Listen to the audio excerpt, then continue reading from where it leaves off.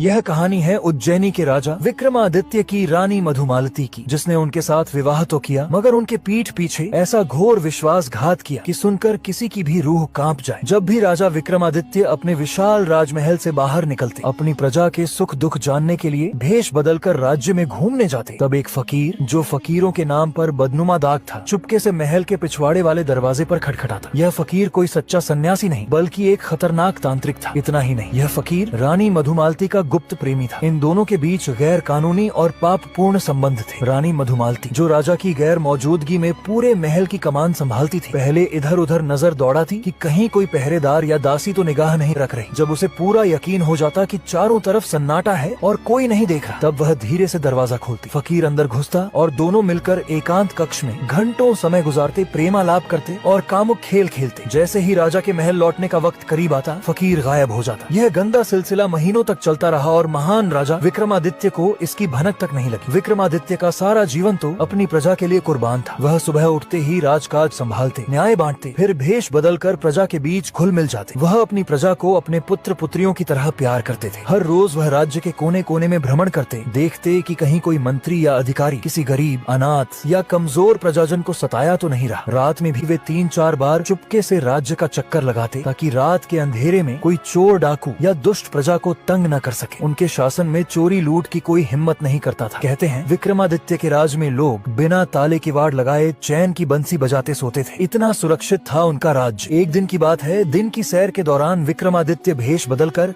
प्रजा के हाथ जानने निकले। रास्ते में वे एक लोहार के घर के पास से गुजरे। वहाँ लोहार और उसकी पत्नी जोर जोर से बातें कर रहे थे। लोहार ने अपनी पत्नी से कहा, हमारे महाराज विक्रमादित्य इस संसार के सबसे बुद्धिमान, न्याय प्रिय और दयालु राजा हैं। वह हर रात अपनी प्रजा की रक्षा के लिए खुद घूमते हैं। उनकी तुलना कोई नहीं कर सकता, न देवता न दानव। लोहार की पत्नी ने कड़वे स्वर में जवाब दिया, नहीं स्वामी, तुम बिल्कुल गलत हो। महाराज में जरा सी भी अक्ल नहीं। उन्हें तो अपने महल में क्या हो रहा है इसकी कानो कान खबर नहीं। वह बाहर की प्रजा की रक्षा क्या करेंगे? सबसे महान राजा होने का दावा तो दूर की बात है। लोहार गुस्से से लाल हो गया और डांटा, चुप कर दुष्टा, महाराज के खिलाफ ऐसी बेहुदा बातें करने की जुर्रत कैसे की? अगर महाराज ने सुन लिया तो हमारा सर्वनाश हो जाएगा। वह हर रात यहाँ से गुजरते हैं प्रजा की खैरियत जानने। ये सारी बातें राजा विक्रमादित्य पास ही छिपकर सुन रहे थे। लोहार और उस पत्नी की बातों ने उनके दिल को छलनी कर दिया। वह फौरन लोहार के घर पहुँचे और पत्नी से बोले, तेरे 100 गुनाह माफ हैं, मैं तुझे कुछ नहीं कहूँगा। आज से तू मेरी धर्म बहन है। बोल, तूने मुझे घर की खबर न रखने वाला और बुद्धिहीन क्यों कहा? लोहार अपनी पत्नी को रोकने की कोशिश करने लगा, मगर राजा को सामने देख उसकी बोलती बंद हो गई। लोहार की पत्नी ने हौसला जुटाया और पूरी सच्चाई उगल दी। उसने बताया कि कैसे रानी मधुमालती राजा के बाहर जाने पर उस तांत्रिक फकीर को बुलाती है और दोनों घंटों अकेले में गंदे काम करते हैं। यह सुनकर विक्रमादित्य के पैरों तले